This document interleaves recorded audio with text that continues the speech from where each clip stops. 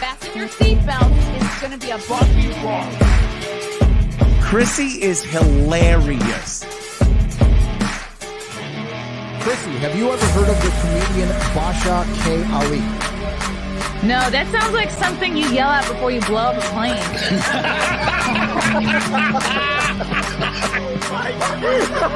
Basha K. Ali! 30 seconds remaining. But you know what, good thing to say, I dabbled in stand-up for something.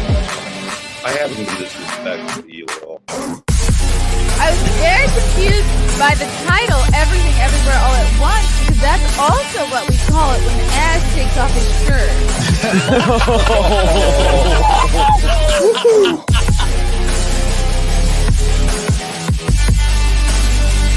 I shouldn't be up here. I should be in school on the other side of the ocean. Hello, welcome to another episode of the Chrissie Mayr podcast. You can listen to us on iTunes, YouTube, Spotify, SoundCloud, Rumble, Rockfin, Twitter, Facebook even. Is Facebook still a thing? Maybe for my 50 and up people, it is. Twitch. For some reason, I'm still on Twitch. Before I bring in our fabulous guest to talk about his fabulous book, I have a couple of stand-up dates to promote. Again, thanks to everyone who came out to the Mount Kisco show this Saturday. It was sold out. It was a ton of fun. Anthony Cumia, Gino Visconti, and I had an absolute blast meeting everybody, and we had tons of laughs. So thanks again. All the money went to a very good cause, benefiting the Masons in, I believe, Yorktown. So I'll be in Minnesota next month, headlining the Great River Bowl and Partners Pub in Sartell, Minnesota.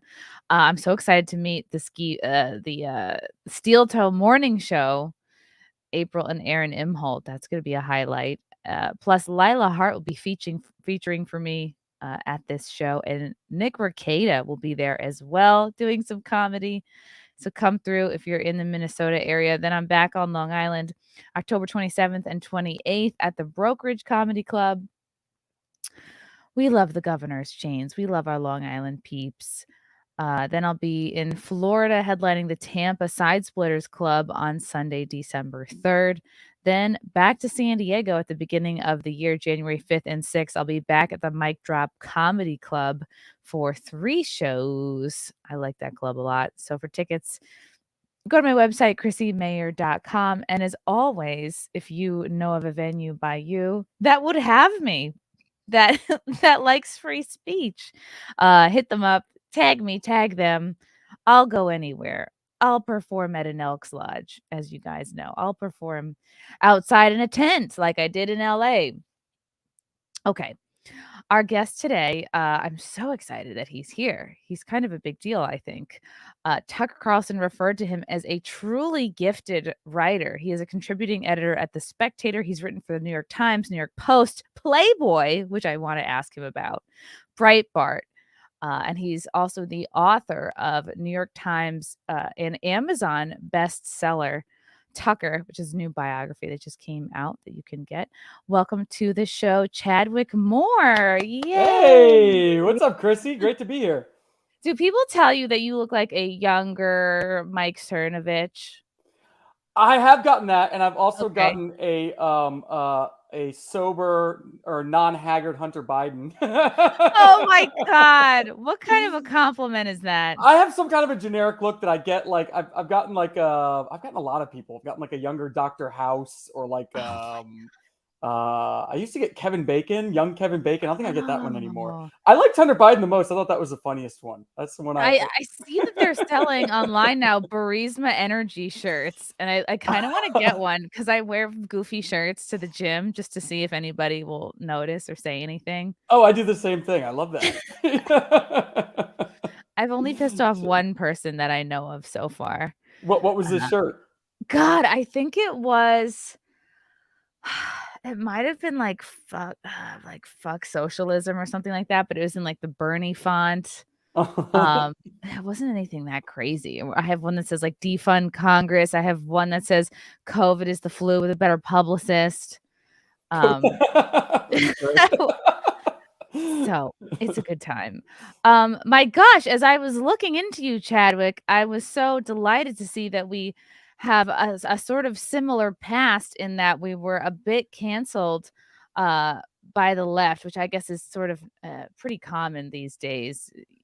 You kind of it's part of everybody's sort of red pill or awakening or just sort of uh, realizing the truth about the world and that we live in our news and our media.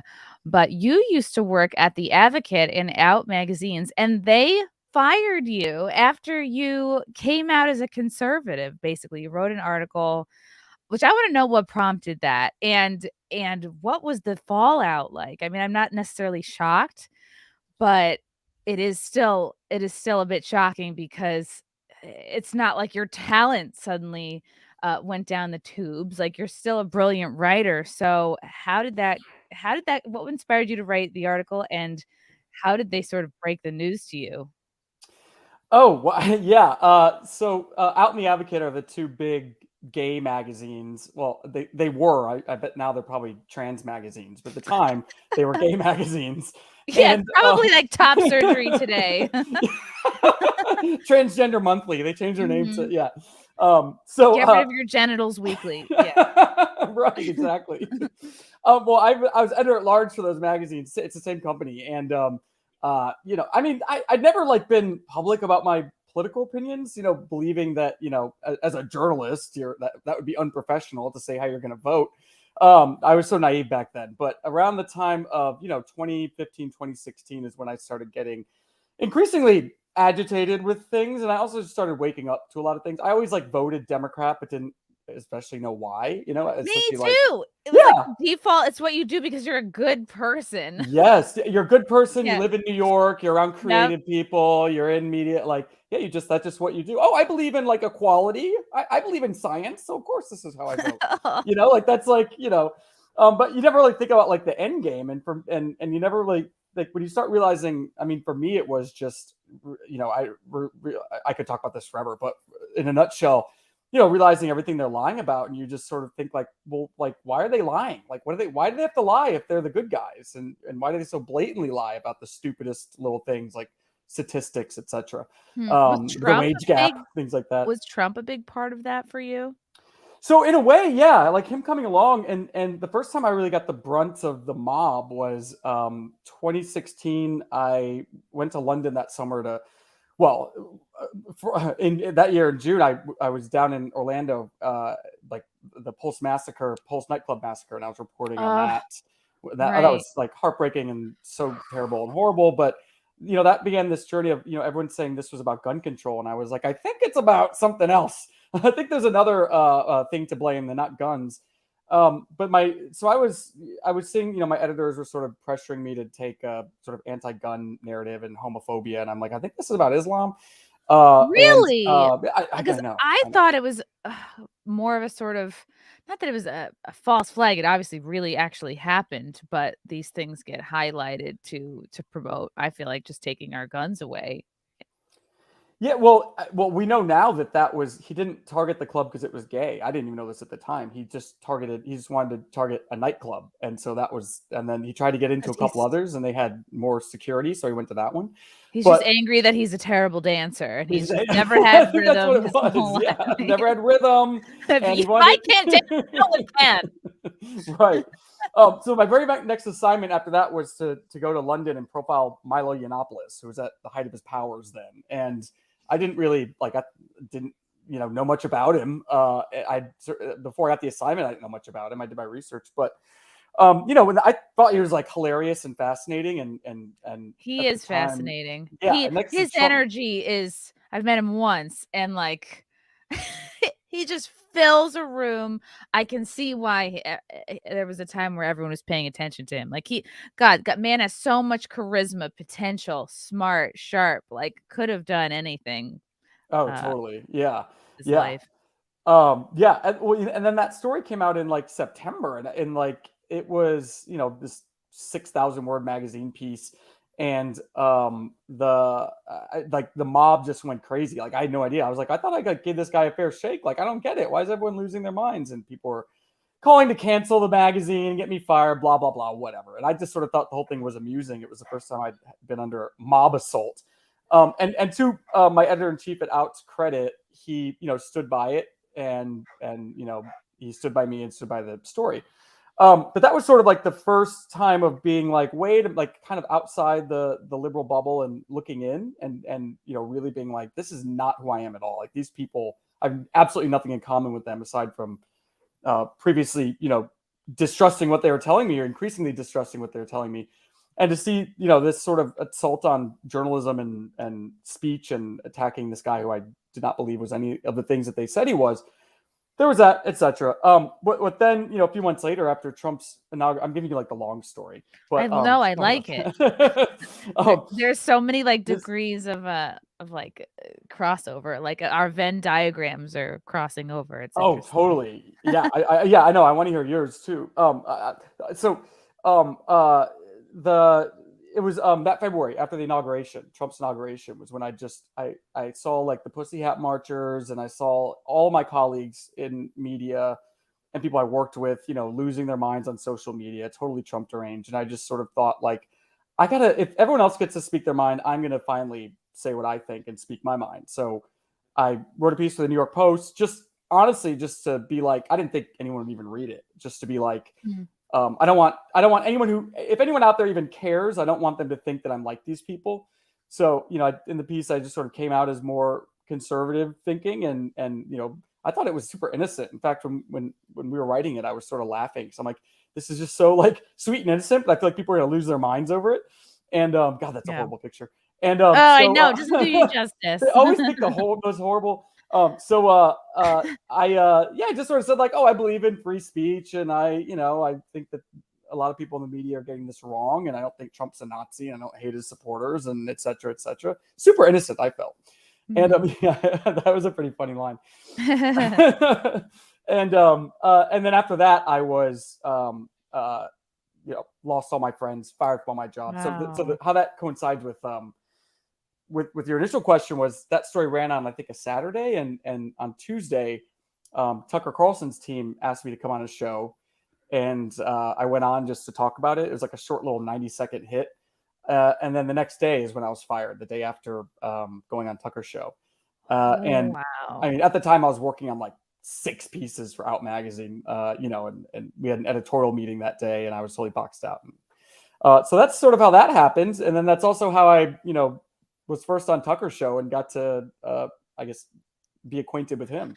So Tucker had you on because you're kind of like you're a dissenting voice. You're kind of you're sticking your neck out basically for what you believe. You're kind of making your way out of your sort of prescribed group, your prescribed group of ideas and values that you're supposed to have. You're an actual free thinker. You have your own thoughts, which gets Tucker's attention. But for Out and Advocate, they're like, no stepping out of line for you. No going on Tucker's show. You're fired. I mean, it's like, are they supposed to be open-minded? Isn't the left isn't that whole group supposed to be just accepting, like what you said in your article? Like, can't they just be accepting of this? It's like, you guys have seen all my butt plugs, but you can't see my ballot,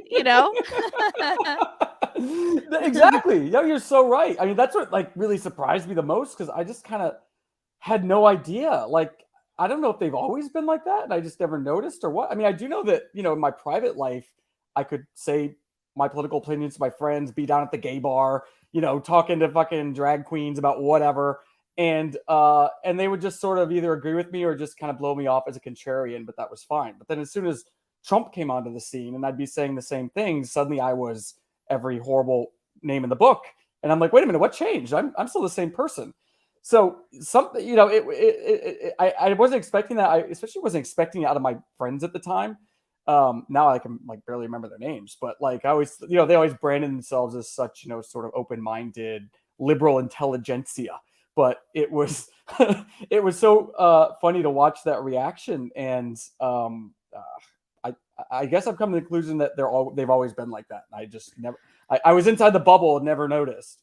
Right. And there were so few people actually challenging it that you just don't know till you bring it up. I faced something very similar I was saying to you earlier, hosted a show at the Stonewall Inn for 6 years. I just, like, loved it. I was constantly scouting new, LGBT comedy talent. I would have regulars from The Cellar come in. It was a show that ran for 6 years, which in New York City comedy is an eternity, and I dealt with so much. I dealt with the owner and the bookers being like, "Oh, sorry, we have to cancel you. We have an urgent Madonna sing-along that has to happen. We have, like, a" and I understood. I was like, "This isn't a comedy venue. This is a gay landmark. This is a national and New York landmark here." So I was just happy to get my monthly Saturday night spot.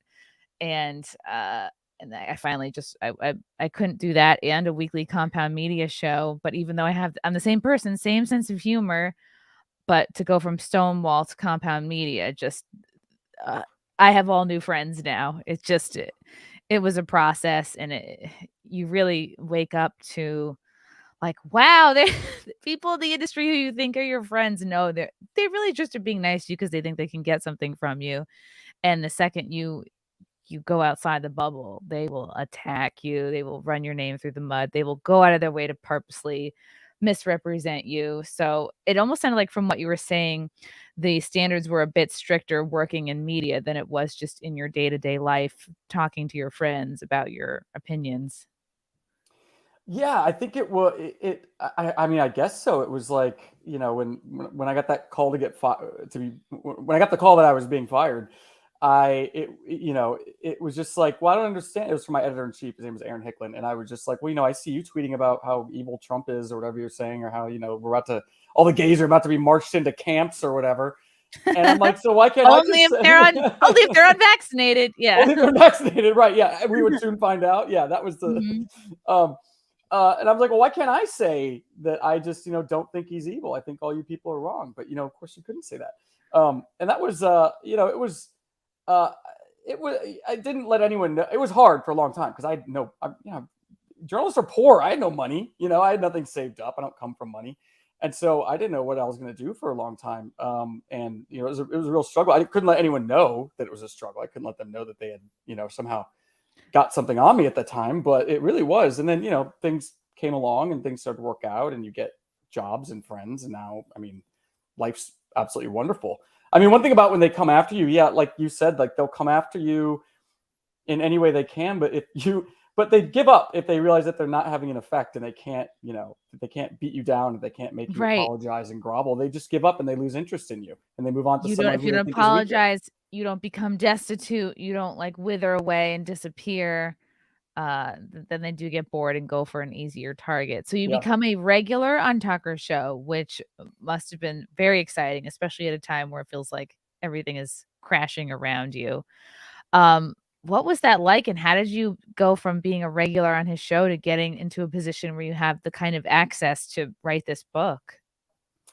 I mean, it was crazy because I'd never been on television really before. I still don't really enjoy it. I'm not like a TV guy. A lot of people love being on camera, and they're really don't you love being covered in makeup? Yeah, like being covered in makeup, and so it was interesting. So I was like a regular for basically the whole run of the show, and even was on the last episode, April 21st, which is weird because of course nobody knew it was going to be the last episode.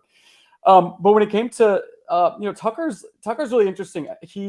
I'd met him in person like once because he was in New York once, and I was on the show, so I was sitting in the chair next to him in the studio. But other than that, he was in DC. I was here in New York. We're doing it remote, whatever. And one night I got a text message. I tweeted something really naughty, and a lot of people were coming after me. And I got a text message that was. Do you remember what it was? Yes, of course I remember what it was. It was it was on Juneteenth, and I said something. Keep in mind, this was meant as, well, it's obviously a joke, but I was doing it to sort of. Oh, you're not going to offend me. I'm okay. We're going to offend someone. I said, what do I care? It's obviously, it's obvious what I was doing. So yeah. I tweeted something like sorry blacks. It was like, sorry blacks, Juneteenth isn't a thing. Stop trying to colonize Pride Month. That's great. The word colonize is really where the power of that was. So anyway, I thought it was funny because I'm just making fun of identity politics, and and then I just tweeted it, haha, and put my phone down, and then like the next morning I had all these text messages that were like, "I'm so sorry to see what's happening to you." I'm like, what? Oh, come And they're on. like, "You're like," I was like number 2 trending on Twitter, and I was like, "What?" And so there's all these people that were like, like, "Where's he work? Get him fired from his job." Oh, we I found one of those. Like, wish I had seen that tweet so I could yes and it by saying like, yeah, why'd they make it in June? Why are they going to tempt people to go swimming on that day? I would have had your back. oh yeah, 100%. but I had a whole argument too about how well, I won't get into why Juneteenth is what it is. It doesn't tell. I mean, we can get into Juneteenth later on. Not that I have a problem with it in theory, obviously, but if you want to go into the actual history of the day. But anyway, I thought it was funny. So there are all these people like, "Where does he work? We found that racist white gay we're always talking about." And so I started just responding to people because that's what you have to do, and having a ball doing it. And I said, people were like, "Get him fired." I'm like, "Fired from what? My job at Chase Bank? Like, who do you think I am?" So anyway, I got this text message during that kerfuffle from a number that was just like, "Oh, this is hilarious, and good for you for standing up to the mob." It was like a DC number, and I'm like, "I don't know who this is." Ooh. And then, oh, by the way, it's Tucker. And I was like, "Oh, You're like, is this yeah, a fed? I know." And I'd like be going on a show. I mean, that's unusual for like cable news hosts. Like, you're not going to reach out to some guy who just like comes on for 90 seconds every couple of weeks, at least in my experience. So I was like, "Oh, that's interesting." He just volunteered as So that's how I got like, I wouldn't like text him or anything because I would be super respectful of his time, but he started texting me like out of nowhere, like if he read a column of mine and being like, "Hey, I just read this column, like that's totally agree with this, or that this is really beautiful," and I'm like, "Wow, That's like this is amazing. really different." Yeah, Like, aren't you too cool and important to talk to me? that's Like how I felt. That's totally like, yeah, aren't you too cool to be talking to me? Like, okay, I'm like, "Okay, well, thank you, Tucker, that's great." And I would still like never bother him. I'm sure some people are just like, "Have me on your show tonight," and that's at least how I had his phone number. And then it was we started working on this book early last spring, so 2022. And my publisher approached me and said, "We want to do a book on Tucker Carlson, and we want you to write it." And I was totally flattered and honored, but I was like, "I don't think Tucker's gonna be into that, and I don't know if he wants to be like, why would I do it?" And I was like, "Well, let me call him and see what he thinks." And I called him up and told him the idea, and he was sort of like, "Well," he's like, "I don't really like read anything about myself. I don't really like that kind of attention, and it's probably not a good idea." So yeah, I understand. Like, that's really cool. Just never hurts to ask. And I'm like, "Okay, well, talk to you later." And he's like, "Well, wait a minute." And he was like, Did you say tuck to you later? "Talk to you later." Talk to you later, Tucker. But then he was like, "Well, wait a minute. I remember this column you wrote about this, and like, you're a really good writer." And he like, then by the end of the conversation, it was like a 45-minute conversation because he talks forever, which I love, especially because I don't like to talk. So especially as a writer doing a subject and as a subject for a biography, he's wonderful in that respect and in many respects. But he then was like, "Well, yeah, like, let's do it. Why not? Let's go for it. I'll connect with my wife. When do you want to come and hang out?" Wow. And then from then we were just off to the races with the book. Were you nervous being around him, or you had done his show so many times, but you're still like, well, he makes you feel really at home for sure. I mean, the first time I was sort of hanging out with him in this capacity, yeah, I think as soon as he walks in the room, you're like, "Wow." I mean, I'm not ashamed to admit if I'm kind of struck by someone, but he's super like funny and hilarious. I spent tons of time with him over last year, working on this, and now, I mean, he certainly does not make you feel stupid or out of place at all. And that's like to anyone in his orbit, Wow. like anyone in the room. Yeah, he's super personable, super humble, really, funny and I don't know, as I said, a wonderful subject for a biographer because he just talks so much and he's super fascinating and you just want to get it all down. And the hardest part is like editing him down to like what the best part is, because you just want like an entire chapter of just him going on a monologue at dinner, Wow. And so you were on the last episode of Tucker. Did he tease out what he was going to talk about, or his monologue that was going to be for the next day? Because there was some discussion on like, oh, did he get fired right at that particular time because they knew what he was going to talk about, or they knew, I mean, people were upset that he was releasing Jan 6 footage, and you've said in other interviews that you think that Fox kept it purposely kind of vague so that everyone would be like, "Oh, he was fired," as it's setting an example. Like, just sort of cower in fear. Don't touch any of the spicy topics. That's very much how Fox behaves. So for whatever reason he was let go, which was, I mean, it was completely ideological, but whether it was a part of Dominion or whether they just use that timing to set an example or use that timing to get rid of him is officially unknown. Although I know it, I've been told. But so that his last show was on a Friday. He ended it by saying, "See you Monday," and that Monday is when he was fired at 11 a.m. But he'd already written his monologue for that day, and I saw that monologue. I've seen exactly what's in it, and it was about January 6th. The whole thing was about J6, Ray Epps. It was about just that weekend. AOC had gone on MSNBC to say his show should be taken off the air and he should be arrested because of his Jan 6 reporting. And then he was also talking about other members of Congress saying his show should be taken off the air. And then also that night, he planned to debut his first part of his interview with Capitol Police Chief Stephen Sund, which was, they'd already done the interview and they were going to start trickling it out that Monday night. And then that was the day that he got the phone call. Weirdly enough, so it happened to be the 6-year anniversary of his show moving into the 8 p.m. time slot. And when Fox News president Suzanne Scott called him up at 11 in the morning, he thought, she's calling to congratulate me on the anniversary, and said she was just like, yeah. The opposite. The opposite. Yeah. And at the same time, 2 other Fox executives were calling his executive producer, Justin Wells, who was in New York at the time, to fire him. And so they haven't, he's still an employee of Fox News. He's still getting a paycheck every week as we're talking right now. But they still haven't given him a reason for taking a show off the air. Yeah. They pay him to they want him to fade into irrelevance. They want him to lose his fan base. They want people to forget about him. So they're basically paying him through 2025, hoping that'll keep him from getting on other shows. But like, as you said previously, it didn't include Twitter. So that's why he's able to do all these shows on Twitter. Not that he's getting paid from Elon Musk. Who knows if he gets, the ad sharing like anybody else would, but it's a nice loophole that he's able to use Twitter, which is such a huge platform. And especially so quickly after his firing, he's able to be like, no, I think it was so important for him to get something out there right away. Oh yeah, immediately that video he dropped from his old studio in Florida. To get out there immediately. He's yeah, you're right. He's not getting paid by Elon Musk. He's not an employee of Twitter, but from what I understand is that Fox failed to include Twitter in their non-compete, which is why he's there. They never thought it'd be competition. His contract goes until December 2024, so 1 month after the next presidential election, conveniently.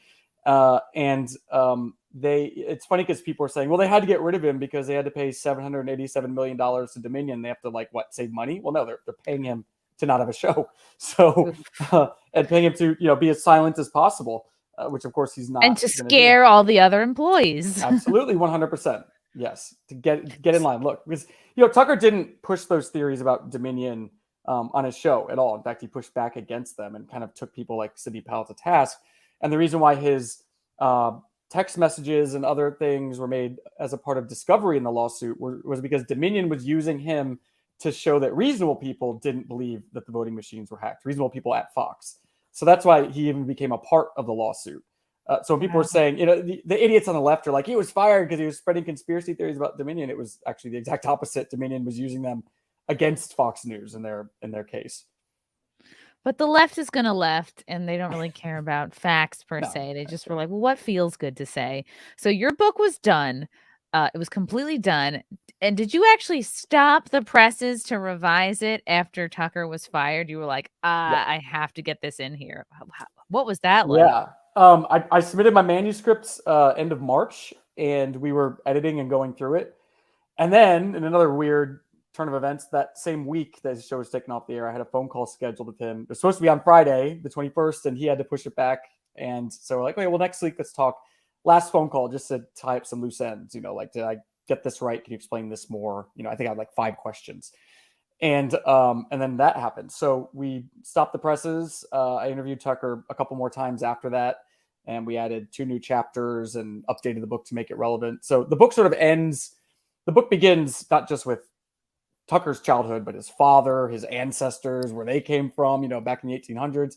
and it ends with 2 weeks after his show was canceled, and just sort Wow. of him kind of reckoning with that and going through the motions.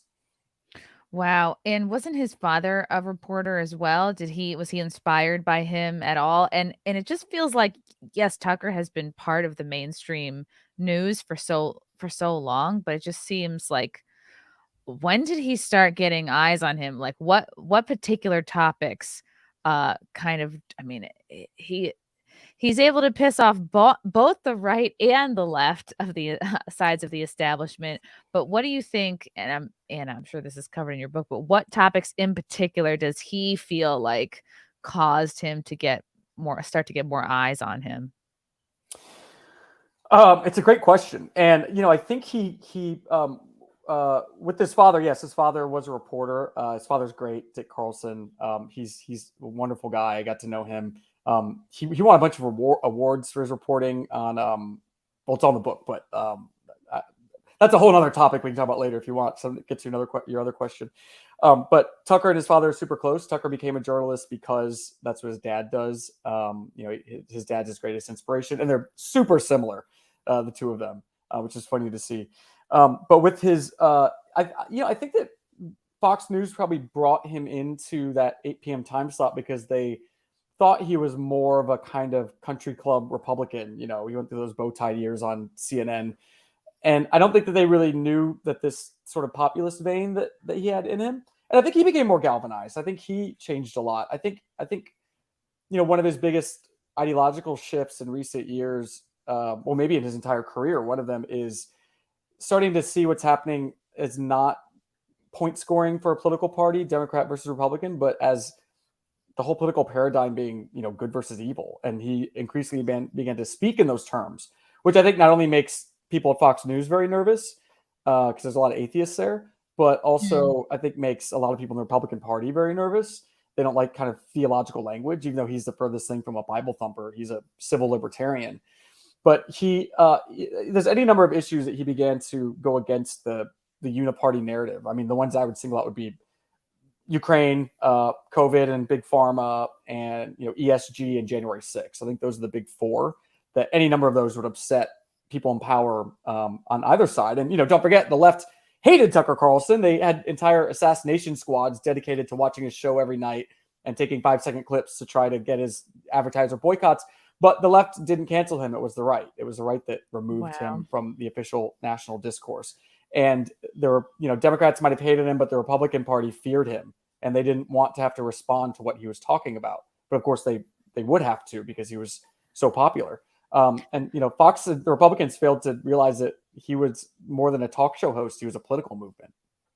He was. He has the kind of almost like importance of Trump, I think, in the sense of like people are genuinely just a fan of him. He commands, I think, a lot of respect just because he's honest and he cares about people, and that really comes through in his broadcast. And he seems just mostly concerned about the truth. And that's really interesting what you said about the news media being kind of triggered by good versus evil, because they're so used to painting their side, whether it's left or right, like what's incorrect or correct. That can be toyed with and twisted about. But when it comes to like good versus evil, there's kind of like deep down, you do know in your heart what's good, what's evil. And it's interesting to know that there's a lot of atheists working in news media, because I think that would throw a bit of a monkey wrench into things if you're making decisions based on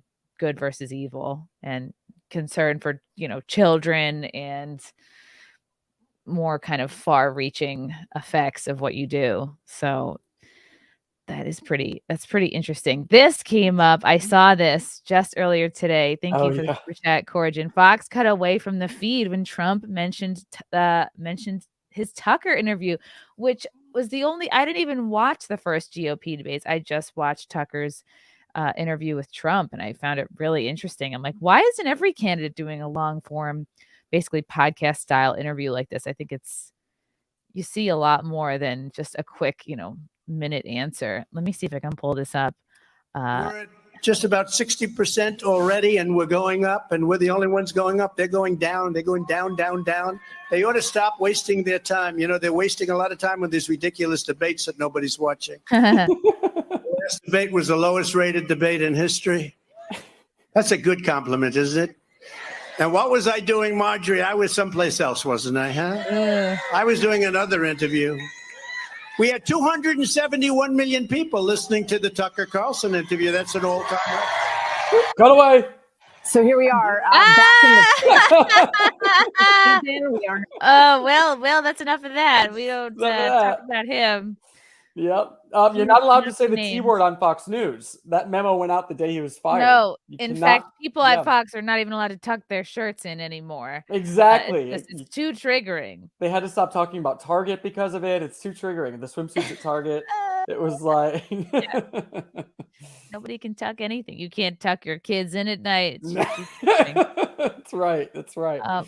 War Bastard, thank you for the super chat. Chadwick seems like a real one. Also, hope to see you live in Texas one day as I'll be moving there this week. Keep up the great work. Wow, good for you. I have so many friends in Texas, but no exes, like the song.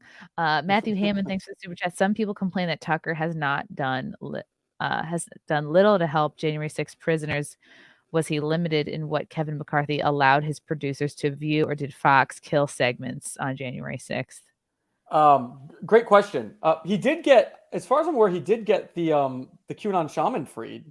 Wasn't it because of the videos? I think so. Because it came right after that. He went from like a I don't know, like a 30-year sentence to kind of getting almost right out. Yeah. So they were still going through all that when I was still working on the book and I was with Tucker and his producer. They were still going through all that footage. And from what it sounded like, I don't know this, and they don't know, they wouldn't know this. But from what it sounded like, I don't think that Kevin McCarthy gave them all there was to give, because they said they hadn't seen anything about the pipe bomber. Remember the pipe bomber? Mm-hmm. Like there's no footage of that. So I don't know for sure. It seemed like there's still a lot that they didn't have, even though McCarthy said he gave it to them. But all that footage is on the property of Fox News.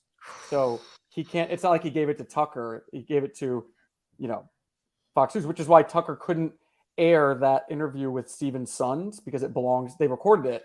They canceled him. It belongs to Fox. He can't do anything with it, which is why he re-interviewed him on X and basically did, the same interview he had already pre-recorded at Fox.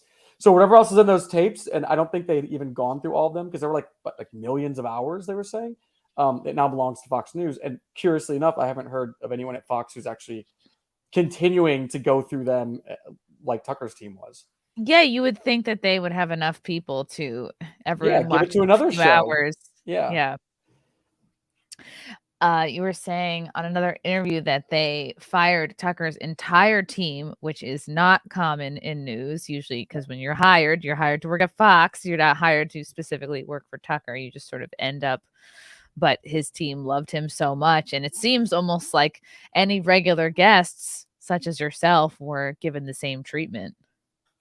Yeah, they so his whole team, they're super, super close. They're all with him now. So they all just went from Fox to him, and I think he's paying them out of his own pocket. Wow.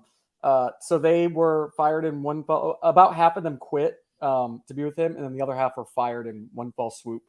They found out they're going to be fired from a press release that went out to the media. So they found out on Twitter, or whoever else, because that's how they operate over there. But he, they're really, really tight knit group of people and super close. I think I had something else. Was there another part of that question? I can't remember. No, I think you answered it. Yeah. I answered it. Okay, there you go. Yeah, his team is just very dedicated, which speaks volumes of what a great guy he is. How do you think Tucker revolutionized conservatism? I don't know, because I don't even know what the word conservative or liberal means anymore. Right. You know what I mean? Like, I don't really call myself. We need more words. We need more descriptive. Yeah, we need more words. I think it just is he's a figurehead of not only of independent media eclipsing mainstream media, which happened when he, but I think he's a figurehead of this paradigm shift that we're all aware of, or at least we all feel. We're left and right. Nobody knows what they mean anymore. Democrat and Republican, certainly not. We just see it as one uniparty. So I would guess, maybe that's what it is, because he calls himself a civil libertarian. He certainly trashes libertarians, but Because they make it so easy. Because they make it so easy, yeah. And he hates things like what he would call the aesthetic of the dollar store, and he hates the sort of like that, like the libertarian think tank that advocates for the aesthetic of the dollar store because it makes financial sense. And of course, I guess like capital L libertarians, or I don't know, they're open borders people. I don't know. I don't really know. I guess I don't know much about them, because I know many people who identify as libertarian, and I seem to like and agree with most of them. But well, they get shit because they're too loosey goosey on some crucial issues. I think are like, they always kind of step in it when it comes to like age of consent. Right. Yeah. Yeah. I guess what I found out about Tucker that I really realized was that he doesn't care about politics per se. He's far more interested in these bigger questions of morality, spirituality, beauty, morality, family. So I think he sees politics as downstream from that, but he's more focused on the bigger questions. But I think it's probably very new in his life. Probably a development in the last few years that he's become more interested in those things. He became someone with such a huge platform in the mainstream media, but he really had this independent media spirit, but on a mainstream show. And he was the reason why many people were still hanging on and sort of giving Fox the benefit of the doubt. And they figured, well, if he's saying these things and none of the other hosts are talking about these topics, maybe he's just the way for them to get it out there and let people know that they're kind of on the right side, more or less. But little did we know that was part of why he was becoming a problem and a liability for the network. Yeah. And I think he really started to, for me, I noticed during the pandemic, he was so passionate speaking about personal liberty, American values. Like, he just would go on rants about what it means to live in this country, and it taps into a lot of nostalgia for folks. And he really is able to just kind of get people sort of motivated, feeling hopeful. He wasn't always so black-pilled. He wasn't like, what's the point? Don't even try, which is what they want. Yeah. What did you get a sense from him when you were writing this book, like that these have always been core aspects of like his personal philosophy, and that he just was kind of, you said in another interview, he was inspired by when he, I think, went to Iraq, was it? And just seeing the Iraq war and just how horrible it was. And he kind of switched his position on war at that point. Yeah, that's sort of the earlier, if I think there are probably two big shifts in his political thinking. The most recent would be this more kind of spiritual morality, beauty, thinking about those bigger questions, the good and evil. And before that, though, there was, because he was like a Beltway conservative guy. He was in the club. He's always been like can I cuss on here? I guess I can. Right? Yes. Yeah. Oh, okay. I don't know where we're streaming. Well, He's always been like a shit stirrer. He's always been like a kind of mischievous little scamp. Even like in his childhood and even in his early days as he wasn't he didn't start off in television. He had no ambitions toward television. He sort of stumbled into it. He was a writer and he still is a very literary man. And so he was always like a sort of mischievous guy, kind of like, Evelyn Waugh level of being able to skewer people in print.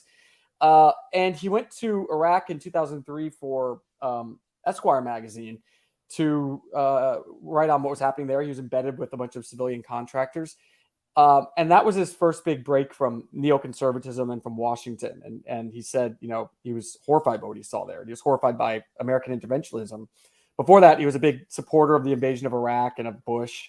And he left saying that, liberals, neoconservatives are just liberals with guns. That was his first, big kind of moment of waking up to what was happening.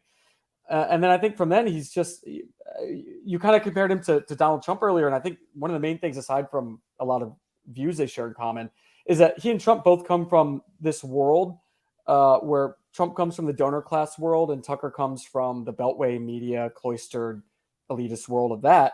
So they're both insiders to see how corrupt it is. And remember, there's this moment in the debates where the first debates where Trump somebody had said something like, if Hillary Clinton's so awful, why was she at your wedding? And he said, yeah, and he said, because I paid her to be there. And everyone loved it. Everyone loved it because they were like, he's being honest, like he gets it. He's in the system and he knows, what was happening. So, I mean, that was a huge part of Trump's appeal. He was in the system. He could call out where it was broken and corrupt. He's like, I donated money to all these Democrats so that I would have favors from them. Tucker's the same way because he comes from this boarding school world where he's a class traitor and he is calling out. He sees exactly how Washington works. He knows how slimy these people are. And I think he's truly motivated by, kind of just exposing this and how corrupt and awful. And, like the tagline from his show, the sworn enemy of pomposity, smugness, lying, and groupthink didn't come from anywhere. It came from, I think, exactly the world that he inhabited for so long in DC. But he definitely kept his boarding school hairstyle, I think. For sure, yeah, and ties and suits, definitely. He did for sure. He ditched the bow tie, Yeah. which he told me he never understood was freakish and weird until he was at. I asked him why he got rid of it. He said he was at some DC cocktail party and somebody had said, "Oh, that bow tie is a very good branding device," and he said he was so horrified that he threw it away and never wore one again. Oh no! So he thought it was a branding device. But wait, it spins. Yeah, but it squirts. Tucker definitely has like a boyish charm about him. Like you can just tell, like his inner child is still very much alive. Like he's very spirited. And I like that he likes to just kick over the beehive. Because that's how you find answers. Matthew Hammond, thanks for the super chat. The right are people that like the U.S. Its history and the idea of individual liberty, and the left are people that are globalists that hate the U.S. And it didn't used to be this way. It used to just be like the left was associated with academia, the arts, free thinking. I don't know. Well, it used to be, and yeah, that's yeah, I agree with that, Matthew. That's a good way to sum it up. I apologize for my earlier saying I didn't know what it was. Yes, that is a good way to sum it up. But also another thing is that the left used to be anti-corporatist. Remember? I mean, wasn't it like we have a nice country if the right keeps big government in check and the left keeps big corporations in check, then supposedly we have a nice country in the middle. And I think that's one of the reasons why Tucker was so hated, was that he was really the only anti-corporatist voice in mainstream media in the most corporate of settings, News Corp, owned in part by BlackRock and all these other places. But yeah, that's another thing when you and I were talking about where the left's gone. I mean, they're all cheerleading, Pfizer and AT&T and Raytheon now. It's the strangest world. It didn't take much. I just remember there was when I was still at Stonewall, there was like one Pride Month where I started to really see like the Pride Bank of America and like the corporate infusion into Pride Month. And I was like, that's it? That's all it takes? Like now we're cheering on corporations, and it's like, I guess things must be pretty good if that's all it takes. Yeah. Yeah. Yeah. Well, it was the Clintons that made it okay for the left to love money.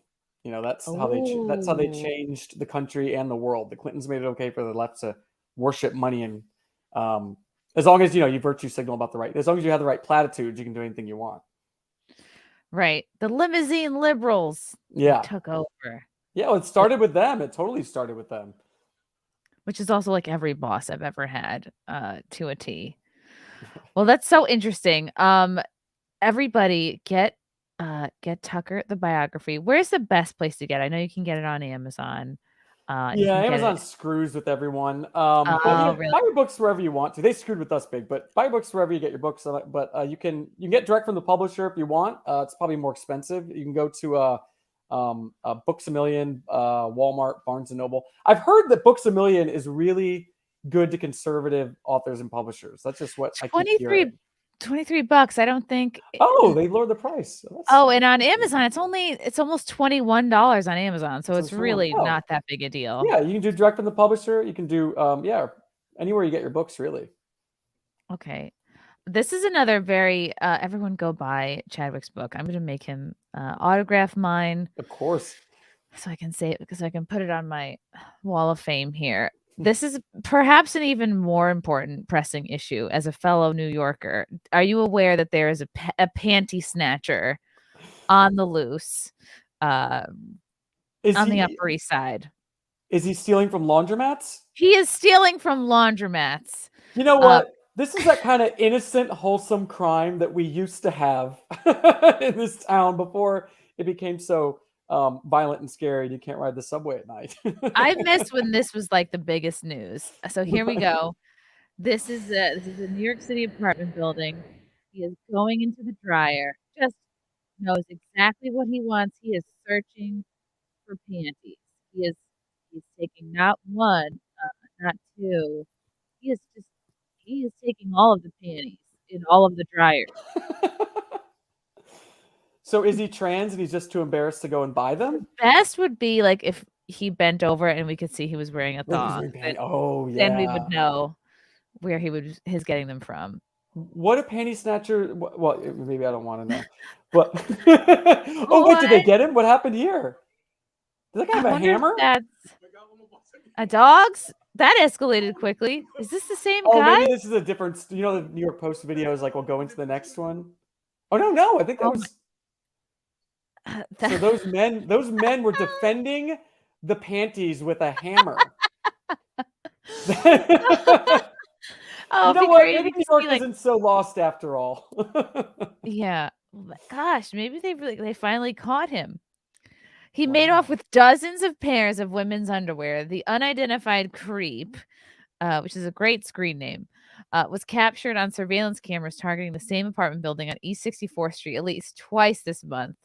The disturbing footage showed the perp calmly walking into the laundry room of the building on September 5th before opening one of the running dryers and rummaging through it. So he's taking potentially damp panties.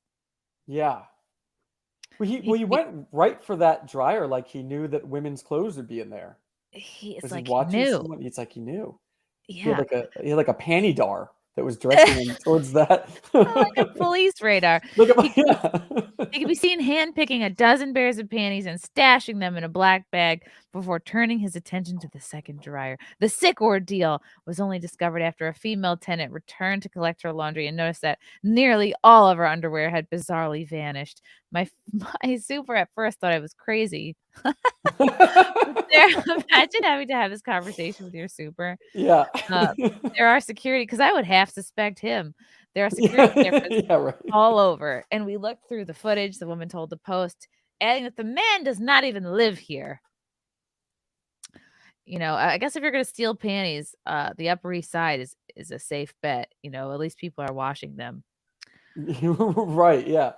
He didn't seem threatening, but extremely creepy to only be stealing underwear. Would you prefer he steal all of your laundry? Yeah, right? That wouldn't be good. When the perp suddenly showed up again on September 20th, 6 days ago, he was immediately spotted by the building's maintenance man. Okay, so this was the same video. Wow. They did run after him with a hammer.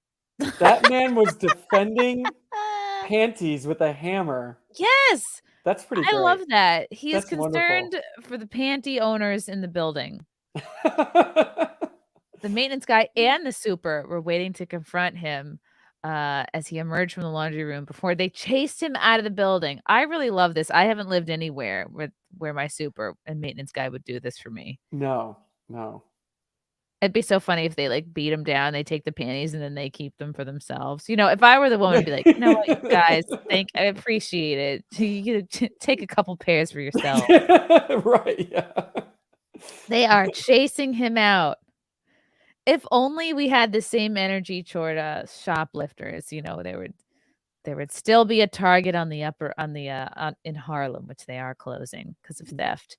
This city could use a few hundred more of those panty defenders. Yeah. Over the city. We need just we'll hire all the panty defenders and they could just do crime. Yeah. Almost like the police, what they should be doing. Right, what the police used to do. Another man walking his dog, tried unsuccessfully to grab a hold of the perp's backpack before he fled. Oh, so he probably fled with the goods. Oh. The female tenant said she never filed a police report because she wasn't sure cops would do anything about it. No, they wouldn't. She's right, yeah. They're not doing anything about actual crime. They're not right? Yeah. But building management is weighing putting the laundry room under lock and key. Yeah, or at least card access. Yeah. Well, how do you get into the building in the first place? I'm sure you can't just walk into that up and say, that looks like a nice building. Yeah, follow somebody else in. Yeah, just hit all the buzzers. Yeah, the usual trick, yeah. because you're not, you probably figure, oh, this guy lives here. Not that he's a panty snatcher. Yeah. Well, that's kind of like a feel good video. That's like a feel good article right there. Yeah. Yeah. I agree. CSI Panty Division. Exactly. Sheriff Cow, thanks for the super chat. Good call on the big four third rail subjects that even Fox avoids. For example, continued silence on ESG is very telling. Yeah. And Tucker was, it was COVID-19, January 6th, Ukraine war, UFOs. I wonder if there's any other topics that he delved into that were no-nos. Just war, probably in general. Yeah. War. Yeah. I initially thought it was the Ukraine war was the big one. And I asked him directly about that after he was fired. And, he said that, the Murdochs are big Zelensky people, big warmongers. They all love that stuff. But they, told him directly, like, we disagree with you. I think when he was getting a lot of flack, like in 2022 over his stance on the war, they like flew to him and had dinner with him to be like, we disagree with you, but this is what he told me, but you're welcome to, speak your mind and however you see it. And so he was always super grateful for that. But at the same time, it's like, see, BlackRock has like a 10% controlling interest in Fox. And Wow. I believe they're like the number one, I don't know, funding war machines. Interestingly, State Street Capital owns Dominion Voting Systems, and State Street Capital is number 2 in funding war machines from what I've read. So I always thought it was the Ukraine war that was the big one, but it could have been any one of those or all of them combined. It's interesting that they had dinner with him to be like, it's okay, you can keep talking about whatever you want. Almost like he's supposed to read between the lines there. Yeah, I wonder if he thinks about that now. I should ask him, but yeah. Did he seem to have any regrets or wish he had handled anything differently? No, I mean, he said, the first time I talked to him after his show was canceled, he said, I didn't do it. He said, it's not, his exact words were, it's not like I was caught sleeping with the makeup girl or had to go to rehab. So it's not like I did anything that, embarrassed myself or my family. If I had done something, then I'd feel very badly, but I didn't do anything wrong. So how can I feel bad? Wow. Wow. That's like, what scruples on that man, like when you act in a way that's right with you and right with God, and then you can always hold your head up high, and what a great sense of relief, and you can almost give up control in that way, and to not worry about who you piss off or who fires you, because you know that you're right and you're pursuing truth and all the right causes. I mean, what a guy. And it seems like he's planning now perhaps his own media company. I don't know if he'll do that and Twitter, but maybe Twitter is just a holdover. Yeah, Twitter sort of, we'll see. They are planning their own media company and raising money for it. I mean, when the last time Tucker was fired from a cable news network was CNN, and in between leaving CNN and going to Fox, he started the Daily Caller with Neil Patel, his college roommate and best friend. So he's done this before when he was unemployed, started a media company, and now he's actually teamed up with Neil again to fundraise for this next venture. So we'll see what that looks like. But Justin, his producer, Tucker's executive producer, told me that whenever they're able to get this off the ground, people are going to see a lot more Tucker than they ever did on Fox. Ooh. Maybe something in a bathrobe. Something in a bathrobe. That's what I'm hoping for. Junior, did Tucker ever seriously consider running for president? No. He wouldn't. I mean, maybe I'll be proved wrong one day, but I don't think he would. And I think 2 reasons for that. I think the first one is he would never put his family through that level of scrutiny. He wants to protect them more than anything. And if you're running for office, you're going to have, all sorts of cameras in their faces and crap coming out. So I think that's the main reason. I think the second reason is he just doesn't have that gene that says, I deserve to lead, or I want to lead. He seems very humble. Yeah. I think he likes his station as being, he'd probably consider himself a professional observer. And I think he is happy with that station in life. And I'm happy with him there too. I don't think that everyone who we enjoy, me personally, I don't think, should run for office, because then they might become horrible. I mean, or be able not to get anything done. I mean, like Trump, like what is Trump able to get done when he's an outsider and he's got everyone working against him, even if he were to win again.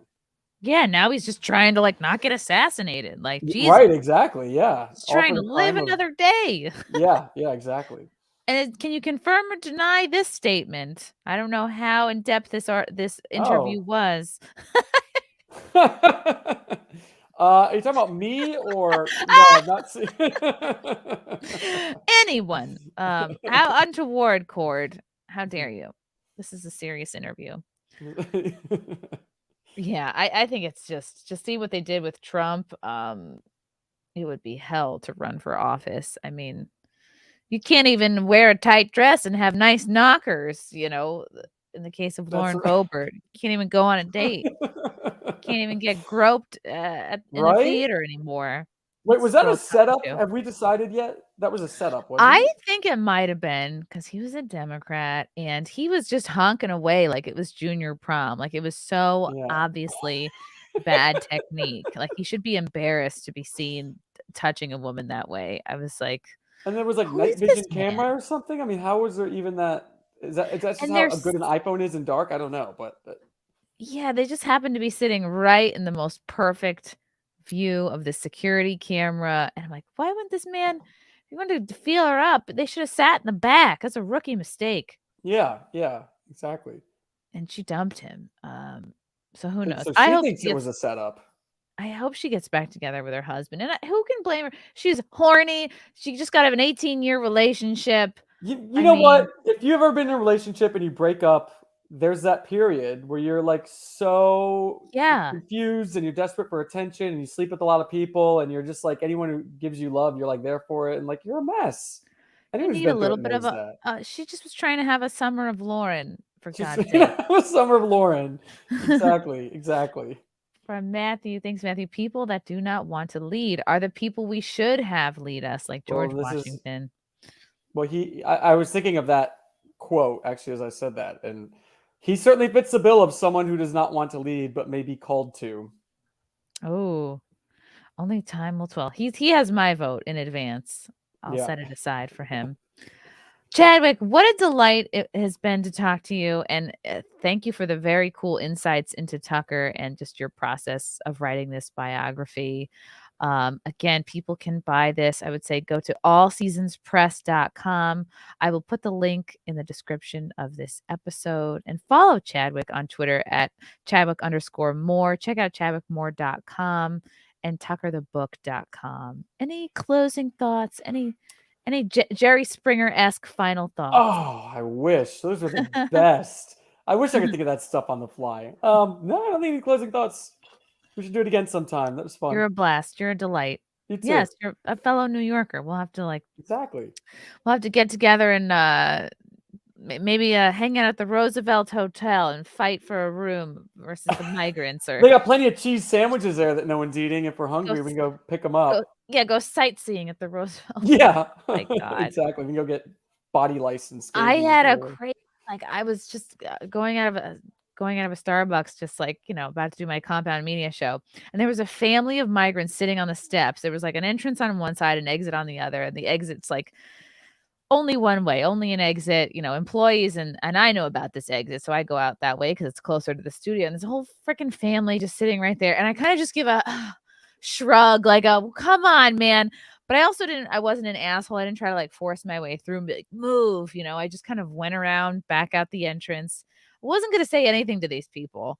And as I start walking past them, the guy starts talking shit to me. I'm like, dude, you guys are blocking the exit. You're literally sitting in the exit. He said, oh, there's kids. And then some other indiscernible nonsense. I was like, yeah, you're the adult. Don't sit your kids on the fucking exit. And then you're the horrible person. I was like, God damn these migrants. I finally I've had it. When you ruined my iced coffee moment, that's when it goes too far. Yeah, for sure. I'm like, you guys, you need help finding the Roosevelt? I'll give you directions. Yeah, exactly. Chadwick, thanks for coming on. You're the best. You're the best, Chrissy. Thank you. Follow him, and we'll see you guys next